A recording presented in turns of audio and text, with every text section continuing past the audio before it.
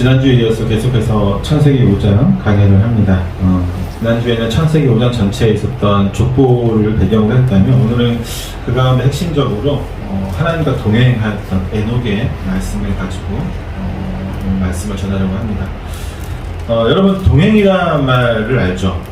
동행이란 말의 뜻이 뭐죠? 같이 걷는다. 이 같이 걷는다라는 말인데 때문에 동행이라는 말에는 항상 뭐가 같이 있냐면 누군가와 함께 걷는다라는 것이 기본적으로 포함된 말이죠. 동행은 그냥 혼자 갈 때 같이 걷는다는 말을 쓰지 않잖아요. 그렇죠? 내 옆에 누군가와 함께 걸을 때에 동행이라는 말을 씁니다. 그렇기 때문에 동행이란 말보다 어쩌면 더 중요하게 생각하는 것이 누군가와 걷는가가 더 중요한 거죠, 사실. 동행이라고 하면은 그 동행이란 말 자체보다는 누구와 동행했는지가 사실은 더 중요하게 우리의 관점이 맞춰지게 됩니다. 동행이 단순히 누군가와 함께 걸었다는 것만을 의미하는 것이 아니라 동행이란 말에는 함께 걷는 이와 함께 더불어서 그와 무엇을 의논하고 무엇을 나누며 공유하고 무엇을 그가 행하였는지를 그런 모든 뜻이 포함되어 있는 단어이기 때문이죠. 단순히 그냥 누군가가 걸었어, 누군가가 우리랑 아무 의미 없이 같은 한 방향으로 걸었다고 해서 우리는 동행이라는 말을 잘 쓰지 않죠. 그냥 우연히 걸어갈 수도 있잖아요. 그렇죠? 우연히 두 사람이 나란히 걸었다고 해서 둘이 동행하네? 라고 우리는 하지 않는다는 거죠. 동행이라는 말에는 당연히 나와 함께 걷는 사람과 어떤 것을 공유하고 있다는 거예요. 생각을 공유하고 또 어떤 일을 공유하고 있고 우리를 나누고 있다는 거죠. 그래서 우리는 어떤 사람이 누군가와 함께 걸었는지만 알아도 그 사람의 인생에 대해서 긍정적으로 혹은 비판적으로 논의하기도 합니다. 그 사람의 인생에 대해서 우리가 자세히 알지는 못하지만 그 사람이 누구와 함께 동행했어 라고 하면은 그러면 그 사람의 인생을 우리가 알지 못하지만 적어도 그 사람은 좋은 사람일 거야. 우리 그 사람의 인생을 잘 모르지만 그 사람 나쁜 사람일 거야 라고 우리가 평가를 할 수 있다고 하는 거죠. 악한 이와 동행하였다면 그게 아무리 정직하고 바른 삶을 살았다 하더라도 그 악한 이와 함께 평가를 받게 되는 것도 마찬가지고요. 반대로 어떤 위인과 함께 동행했다면 그 사람이 아무리 많은 과실을 범하였다고 할지라도 일정 부분 긍정적인 평가를 받게 됩니다. 하지만 사실 우리는 이 동행이라는 단어를 부정적인 의미로는 사실 거의 사용하지 않죠. 우리들이 동행이라는 단어를 사용할 때는 항상 좋은 의미로 사용을 합니다. 마치 동행이라고 하는 이 단어를 악한 사람에게 붙이면 이 단어가 퇴색될 것을 염려하듯이 우리는 동행이라는 말을 악한 어떤 부정적인 의미로는 절대 붙이지 않는다는 것이죠. 그만큼 우리는 동행을 좋은 의미로 사용하고 나 역시 그러한 좋은 의미로 동행을 하기를 원하죠. 우리 스스로도. 여러분 지금 누구와 동행하고 계십니까? 알수있어요. 그렇죠. 여러분이 동행하시는 그와 더불어서 우리가 함께 평가받고 있다고 생각한다면 내가 동행하는 이가 얼마나 중요한지를 다시 한번 생각해 볼 수 있을 것입니다. 만약 우리가 하나님과 동행한다면 그보다 더 큰 은혜와 영광은 없을 것입니다. 그러니까 동행을 우리가 얘기하는 게 아니거든요. 난 누군가와 동행했어 라고 주장한다기보다는 누군가의 평가가 들어갈 때가 더 중요한 거죠. 저 사람은 누군가와 동행한 삶을 살았다라고 평가했을 때 우리의 삶이 하나님과 동행했다라고 하는 평가를 받게 된다면 이보다 큰 영광이 더 있겠습니까? 오늘 본문의 말씀이 바로 이러한 거죠. 누군가와 하나님과 함께 동행했다라고 평가했던 사람이 오늘 본문에 등장합니다. 누굽니까? 에녹이죠. 에녹. 하나님과 동행했다고 하는 것을 에녹이 얘기한 게 아니라 지금 이 성경의 저자가 누구예요? 모세잖아요. 모세가 평가한 거예요. 그가 누구와 동행했다? 하나님과 동행했다고 평가를 내리고 있다. 성경은 하나님께 순종하고 그분의 말씀에 온전히 행하였던 이들을 가리켜서 하나님과 함께 걸어갔다라고 표현을 합니다. 하나님과 함께 걸었다. 물론 이 가운데서도 약간의 차이는 존재합니다.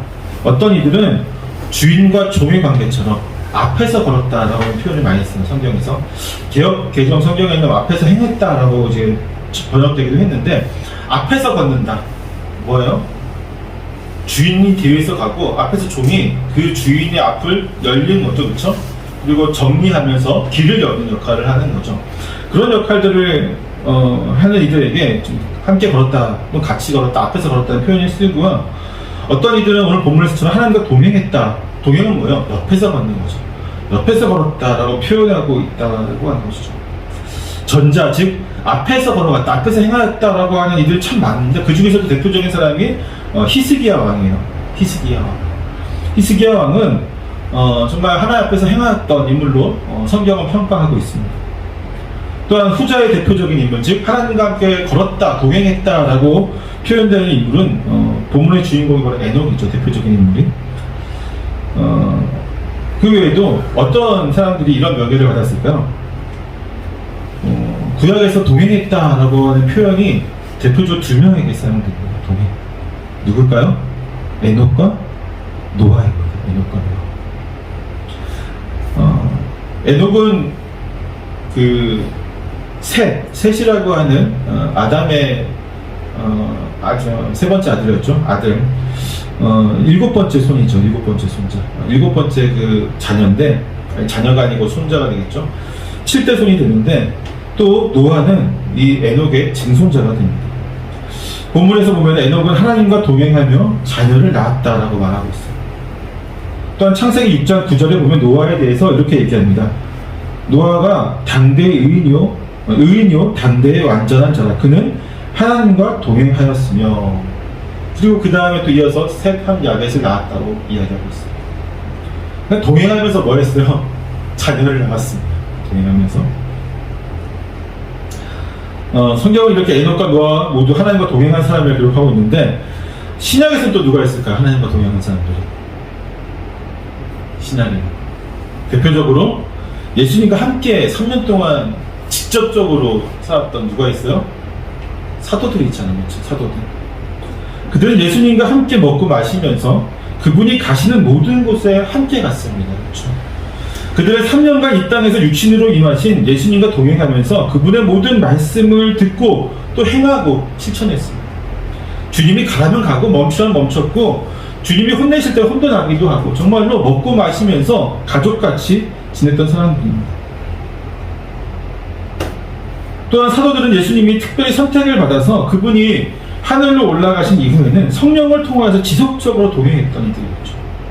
때문에 그들은 초대교회 시절의 그 박해 가운데에서도 주님을 사랑하며 끝까지 믿음을 지키고 복음을 위해서 자기 목숨까지 내놓는 헌신을 행하였던 것을 보게 되죠.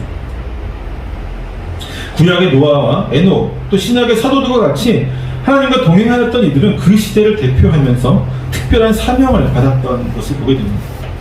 하나님의 종이 되어 하나님 앞에서 걸었던 수많은 사역자들 역시 하나님께 특별한 사명을 받았지만, 하나님과 동행하였던 이들에게는 더욱 특별한 사명을 주셨고, 그들은 그 모든 사명을 완수하였습니다. 그리고 본문에서 에녹에 대해서 그가 어떤 사명을 행하는지 자세히 언급하고 있지는 않지만, 노아와 사도들 같은 경우는요, 모두 새로운 시대를 여는 데 사용되었던 것을 보게 되죠. 정말 특별하고도 특별한 사명을 감당하였던 이들이었습니다. 노아는 홍수 심판 이후에 새로운 인류의 시조가 되었고, 사도들은 성령 시대에 교회를 세우는 아주 귀한 역할들을 감당하였습니다. 그만큼 하나님과 동행하는 것은 아주 큰 명예일 뿐만 아니라 아주 큰 사명 또한 주어진다는 것을 보게 되죠.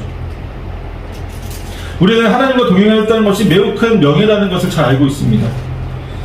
옛 왕조 시대 때에 왕과 함께 동행할 수 있는 권한을 가진 사람은 왕의 가족 외에는 사실상 왕이 가장 신임하고 의지하는 거의 한두 명 정도의 사람밖에 없었던 것을 보게 됩니다.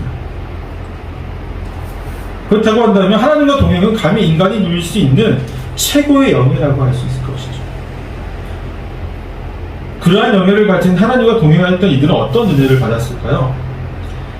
히브리서 11장 5절을 보면요, 에녹에 대한 히브리서 기자의 평가가 나옵니다. 히브리서 1장 5절 제가 한번 읽어드리겠습니다. 믿음으로 에녹은 죽음을 보지 않고 옮겨졌으니 하나님이 그를 옮기심으로 다시 보이지 아니하였느니라. 그는 옮겨지기 전에 하나님을 기쁘시게 하는 자라 하는 증거를 받았느니라. 우리는 에녹이 죽지 않고 하늘에 올라간 사실에 대해서는 잘 알고 있습니다. 하지만 그가 어떻게 해서 하나님과 동행하였다고 하는 칭호를 받게 되었는지는 잘 알지 못합니다. 하지만 히브리서 기자는 이 땅에서 있는 동안에 그가 하나님을 기쁘시게 하는 증거를 받았다라고 얘기해요. 하나님을 기쁘시게 하는 자. 이 땅의 왕 역시 자신을 기쁘게 하는 자를 자신의 곁에 두고 함께 걷듯이 하나님과 동행하는 이들은 세상의 그 무엇보다도 하나님을 기쁘게 하는 사람들이었습니다. 세상의 왕을 기쁘게 하는 방법은 다양하게 있겠죠. 왕의 성향에 따라 뇌물이 될 수도 있고 혹은 아첨 혹은 어떤 행동이나 어떤 일들이 될 수 있을 것입니다. 하지만 하나님을 기쁘시게 하는 방법은 오직 한 가지입니다. 그것은 바로 하나님의 말씀을 온전히 행하는 것이죠. 그런 의미에서 태초에 하나님을 가장 기쁘게 했던 사람은 바로 아담과 하와였습니다. 그들은 창조 이후에 하나님의 뜻을 가장 완벽하게 실행했던 사람들이었습니다. 하나님의 뜻이 무엇인지를 심지어 이 대자연을 보는 것만으로도 그들은 하나님의 의지를 충분히 알 수 있었습니다. 대자연의 시간과 계절이 바뀌는 것, 날씨가 바뀌고 또 비바람이 치고 또 때로는 햇빛이 이루어지는 것을 통해서 하나님이 나를 통해서 이 땅에 지금 내가 무슨 일을 해야 되는지를 정확하게 짚고 알고 직관적으로 알 수 있는 능력을 가졌던 이들이 아담과 하와였죠. 때문에 하나님이 그들을 보시면서 기뻐하지 않을 수가 없었습니다. 심지어 그들을 창조하신 이후에 창조하자마자 보시기에 심히 좋았더라. 토부에 대해서 제가 수십 번 얘기했잖아요. 그렇죠? 심히 좋았다. 하나님이 이미 그들이 그분 하나님의 뜻을 온전히 행할 것을 알았기 때문에 기뻐하신 거죠. 하지만 그들은 범죄 이후에 하나님을 기쁘시게 하는 존재, 완전하게 기쁘시게 하는 존재가 될 수 없었습니다. 마찬가지로 그들의 범죄 이후의 모든 인류는 하나님을 완전하게 기쁘게 하는 존재가 될 수 없습니다. 오히려 우리는 어떤 존재냐면 하나님을 근심케 하는 존재죠. 성령을 근심하게 하는 존재가 바로 인간이라고 하는 존재죠. 그러나 인류 가운데 특별한 이들, 즉 하나님과 동행하였던 이들은요, 하나님을 온전히 기쁘게 하는 존재였습니다. 그들은 타락한 인류 가운데에서도 하나님의 말씀을 온전히 따랐던 이들입니다. 그분의 말씀을 단순히 알고 또는 이해하는 것이 아닌 삶의 모든 곳에서 하나님의 말씀과 의지와 뜻이 드러나도록 하는 그러한 삶을 살았던 이들이죠. 특별히 노아와 어떤 사도들처럼 어떤 새로운 시대를 여는 것뿐만 아니라 에녹처럼 온전히 하나님의 뜻을 행하며 살아가는 것만으로도 충분히 하나님이 어떻게 한다? 기뻐하신다라고 하는 거죠.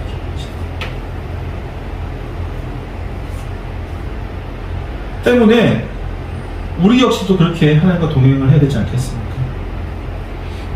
각 시대를 여는 사람들, 아니 하나님께 특별한 사명을 받은 사람들만 하나님과 동행할 수 있을까요? 그렇지 않죠. 우리 역시 하나님과 충분히 동행할 수 있습니다. 우리는 이미 하나님과 동행하고 있죠. 왜냐하면 우리는 모두 성령과 함께 하고 있기 때문입니다. 성령 하나님이 내주하시는 곳이 어디예요? 우리잖아요. 우리의 마음속에, 우리 영혼 속에 누가 내주하세요? 성령 하나님께서 내주하고 있어요. 우리 누구와 걷는 거예요? 하나님과 같이 걷는 거잖아요. 그렇죠? 하나님이 나와 함께 있으니까 성령의 우리 안에 내주하시며 우리를 구원으로 인도하시고 있습니다. 그분의 인도하심에 순종하며 그분이 구하시는 말씀에 귀를 기울이며 살아가는 것이 바로 하나님과 동행하는 것이죠. 성령님은요, 성령의 말씀들을 우리의 기억나게 하십니다. 우리의 삶의 모든 순간에 함께 하시면서 우리가 주님의 말씀대로 살아갈 수 있도록 이끄시는 분이시죠. 때로는 책망도 하시고, 때로는 우리의 마음이 찔리게도 하시고, 때로는 우리를 기쁨으로 더욱더 하나님의 말씀 따르기도 하시면서, 그때 누가 하시는 거예요? 우리의 마음에서 저절로 일어나는 게 아니에요, 여러분. 우리의 마음은요, 죄로 가득하기 때문에 성령께서 우리의 마음을 거듭나게 하시고 새롭게 하지 않고 인도하지 않으면 우리는 하나님 말씀을 기뻐할 수도 없고요, 하나님 말씀에 찔림 받을 수도 없고요, 하나님 말씀 가운데 책망 받을 수도 없어요. 그렇잖아요. 우리가 만약에 찔림을 받고 책망받고 있다면, 때로는 기쁘고 즐겁다면 그 모든 것은 다 우리 안에 누가 역사하시기 때문에? 성령 하나님께서 역사하시기 때문이에요. 그것이 바로 우리가 성령 하나님과 동행하고 있다는 증거입니다.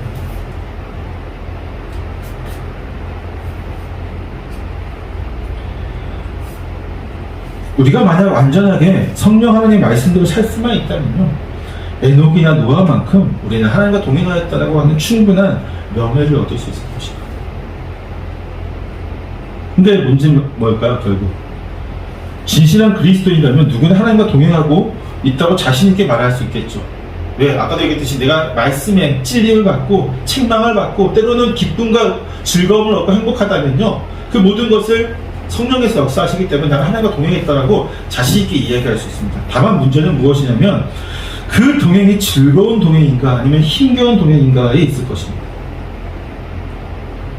동행한다고 할 때에 여러분 잘 생각해 보세요. 나와 상대가 대등한 입장이라면요, 대등한 입장이라면 서로 동행할 때에 같이 걸어가니까 힘겨움이 적습니다. 그렇죠? 근데 만약에 한쪽이 더 힘이 좋고 더 능력이 좋고 한쪽이 좀 더 약하다면요, 이 약한 쪽은 강한 자에게 의지할 수밖에 없는 게 그래야지 같이 걸어갈 수 있잖아요. 그렇죠? 아니면 강한 자가 어떻게 해야 됩니까? 약한 자에게 맞춰줘야 돼요. 동행은 함께 걸어가야 되니까. 두 사람이 동일한 힘을 가지고 동일한 능력을 가지고 있으면 같이 걸어가면 되는데 동일하지 않으면 항상 맞춰야 돼요. 이 사람은 처지는 사람은 앞서가는 사람에게 빨리 가서 좀 더 힘을 내서 같이 걸어가려고 하고, 앞서갈 수 있는 능력을 가지고 있는 사람은 자기의 힘을 조금 낮춰서라도 같이 걸어갈 수 있어야 되죠. 같은 마음을 품어야 되죠. 근데 문제는 우리와 하나님 차이가 단순히 이 정도 차이가 아니라는 거예요. 그쵸? 감히 측량할 수 없을 만큼의 차이가 있어요. 그나마 그 차이를 하나님께서 굉장히 많이, 그러니까 무한대만큼 차이가 나는 그분과 우리의 그 동행할 수 없는 그 갭을 하나님이 그나마 아주 작게 만들어주신 게 뭐냐면 율법인 거예요. 율법을 온전히 지키면 에녹처럼 하나님과 동행할 수 있도록 하나님이 최대한 낮춰주신 거죠. 근데 문제는 뭐냐면 우리는 뭐예요? 그 율법만큼도 완전히 지낼 수 없는 게 저와 여러분이잖아요. 우리예요. 세상의 그리스도인들이죠. 아마 다 율법을 다 지켰으면요, 성경에 기록된 모든 사람들은 다 하나님과 동행했다라고 얘기했을 겁니다. 그렇죠? 그렇게 기록된 사람이 노아와 에녹밖에 없어요. 구약에 다 찾아가고. 여러분, 결국은 우리가 하나님과 동행을 하고 있어요. 그것은 부인할 수 없는 사실입니다. 근데 문제는 그 동행이 즐거운 동행이 되지 않을 때가 참 많다고 하는 것입니다. 즉, 하나님 말씀을 들을 때마다 또 하나님의 말씀을 읽고 깨달을 때마다 기쁨과 즐거움으로 날마다 가는 것이 아니라 대부분 열의 아홉은 우리가 찔리고 책망받고 끌려갈 때가 많다고 하는 거죠. 그렇게라도 해서 동행을 가는 것은 참 다행입니다. 그런데 끌려가고 책망받고 이렇게만 가면요, 우리가 너무 불쌍하지 않습니까? 반대로 또 누가 불쌍할까요? 왜 성령을 근심케 하냐고요. 왜 성령을 굳이 근심케 하면서 우리가 걸어가야 되냐고요. 적어도 우리가 노력하면요, 성령이 근심하지 않을 수는 없겠지만 우리가 노력하면은 성령의 근심할 것 10개 중에 우리가 반 이상은 줄일 수 있지 않겠습니까?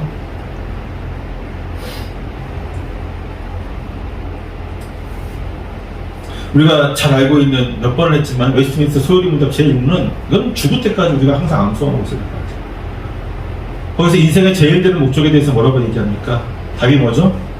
하나님을 영원롭게 하고 영원토록 그를 즐거워하는 것이다 라고 얘기하고 있어요.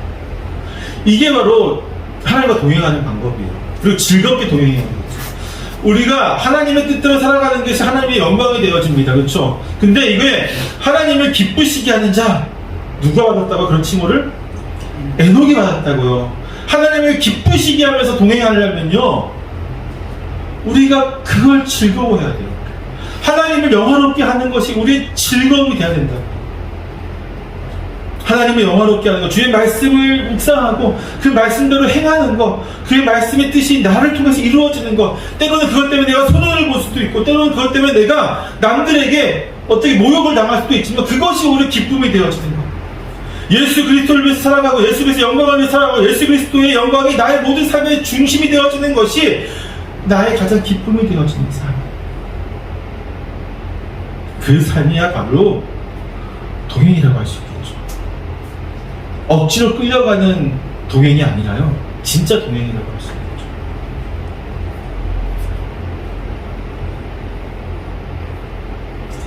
하나님과 동행하였던 이들은 대단한 일들을 했습니다.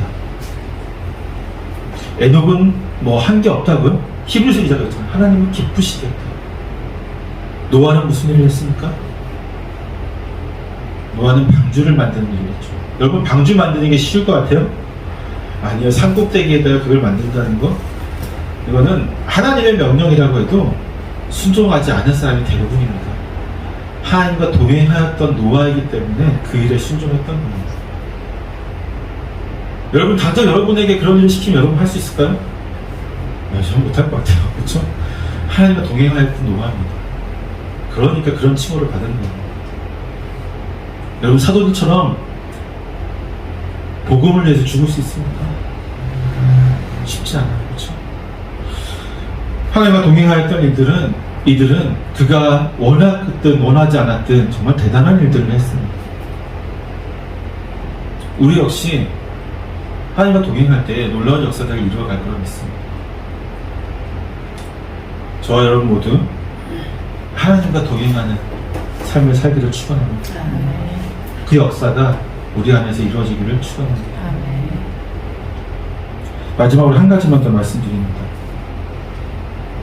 하나님과 동행하는 것은요, 주의 말씀을 더 안다고 되는 것도 아니고요, 또 내가 주를 위해서 많이 봉사한다고 되는 것이 아닙니다.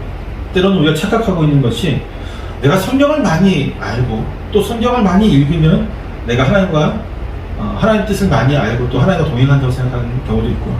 또 어떤 이들은 내가 교회를 위해서 또 어떤 주를 위해서 많은 일들을 행하면 또 업적을 많이 쌓으면 그 일이 곧 하나님과 동행하는 일이라고 생각하는 경우도 있습니다. 하지만 반대가 된 거예요. 주에게 전도된 거죠. 하나님과 동행하는 가운데 내가 주의 말씀을 더 깊이 사모해서 읽고 또 예배에 깊이 들어가고 또 하나님과 동행하는 가운데 내가 주의 일들을 감당하고 주를 위해 봉사하는 것, 이것은 우리에게 너무 자연스러운 건데, 반대가 되어지면요 오히려 이것은 교만이 되어질 확률이 훨씬 더 높습니다. 나는 하나님과 동행하고 있어라고 스스로가 자부하는 거죠. 그렇게 될 수 없죠. 내가 주님의 일을 많이 봉사하고 교회 일을 많이 한다고 하는 것은 내가 하나님을 사랑하기 때문에 또 주와 동행하기 때문에 자연스럽게 나에게 주님이 주어진 일들을 행하면서 나아갈 때는 너무나도 큰 영광이 되어지는데, 그것도 없이 내가 주를 사모하고 주와 동행하는 것, 즉 주님께서 나의 삶을 통해서 이루어 나가자고 하는 그 모든 거룩한 일들은 다 내팽개치고 이것이 먼저야, 주의 사역이 먼저야 하면은 하나님 그것은 기뻐하지 않으십니다. 대표적인 예가 뭐가 있을까요?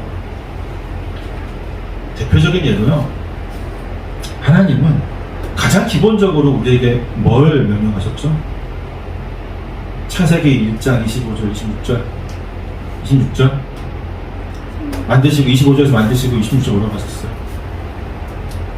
생육하고 번성하라, 그리고 다스리라. 이게 제일 기초적인 하나님의 명령이에요. 생육하고 번성하고 다스리는 것, 가장 그 기초가 이루어지는 것이 어딜까요? 가정이죠. 가끔 주님의 일을 한다고 하는 사람들이 제일 먼저 내팽개치는 게 뭘까요? 가정이에요. 주님의 일을 크게 한다고 하는 사람들이 대부분 내팽개치는 게 가정입니다. 그리고 나서 나는 주님과 동행했다고 얘기를 해요. 그것은 옳지 않습니다. 물론 특별한 경우 있어요. 제자들처럼. 그런 경우에는 예수님이 뭐라고 하세요? 버리고 오라고 얘기하시는데, 직접적으로. 근데 누누이 얘기하지만 한 시대에 그런 사람들이 몇 명 없어요. 정말로. 정말 한 시대 한 100년을 통틀어서 한두 명 있을까 말까 하는, 가정 다 버리고 나를 위해 충성이라고 하는 직접적으로 그렇게 부르시는 사람은 거의 없다고요. 근데 주변에 너무 많죠. 너무 많은 사람들이 그런 얘기를 합니다. 아니에요.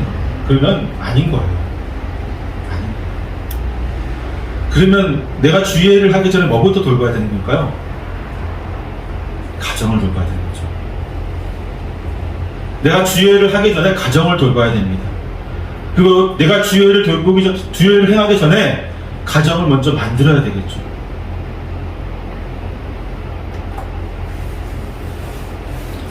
가정을 돌보지 않는 수많은 사역자들이 있습니다. 남성 목회자뿐만 여성 목회자 둘 다 떠나서 가정을 돌보지 않고 자녀를 돌보지 않고, 하나님 자녀를 왜 주셨는데? 그것을 돌보지 않고 주님의 일을 행하는 것은 하나님과 동행하는 일이 절대로 아닌 것이죠. 또 반대 평신도들 같은 경우는, 우리 그냥 성도들 같은 경우는 주의 일을 행하는 것을 위해서 날마다 교회에 나와서 봉사하는 게 주의 일이라고 생각하는 경우도 있어요. 그건 옳지 않습니다. 그래서 제가 누누이 얘기하죠. 교회를 위해서 봉사하는 것은 한 가지 이상 하지 말아요. 그렇죠? 물론 우리 교회는 너무 작기 때문에 한 가지만 하면 부족하긴 해요. 사실 두 가지, 세 가지를 해야 될 때도 있지만 좀 웬만하면 여러분 시키자고 제가 하죠. 그래서 한 가지 이상 하지 마세요. 왜? 가정에 지장이 되지 않기 때문에. 지장이 되기 때문에. 자녀들 교육하는데 더 힘을 써야 됩니다. 무엇을 교육하는 겁니까? 영어, 수학, 단어 외우고 수학 공식 외우게 하고 대학 갈 준비시킵니까? 아니에요. 그거는 여러분 학교와 학원에서 다 합니다. 그렇죠? 하나님 말씀으로 양육해야 되죠. 우리 청년들은 잘 기억하세요. 가정을 이루어야 됩니다. 하나님이 생육하고 번성하라는 건 첫 번째 명령이었어요. 그래, 그것이 하나님과 동행하는 길입니다. 아셨어요? 자, 이제 말씀 마칩니다. 하나님과 동행하는 것 쉬우면서 너무 어려운 거죠. 누구나 하나님과 동행하는 방법은 압니다. 조금만 고민하면 충분히 다 알 수 있어요. 근데 그 길을 걸어가는 사람은 많지 않습니다. 그 길을 걸어가려 노력해도 사실 우리가 노력한다고 해도 되지 않는 일이긴 하죠. 그러나 우리가 그 길을 꿈꾼다는 것과 꿈꾸지 않는 것은 큰 차이를 가집니다. 하나님과 동행하기를 꿈꾸는 저와 여러분 되기를 축원합니다. 우리 예수 그리스도께서 우리와 함께 하실 때, 그분의 말씀이 우리 안에 역사하실 때, 성령을 통해서 역사하실 때 우리는 그 동행을 꿈꿀 수 있을 것입니다. 같이 걸어가실까요? 아멘. 같이 걸어가실까요? 아멘. 기도하겠습니다.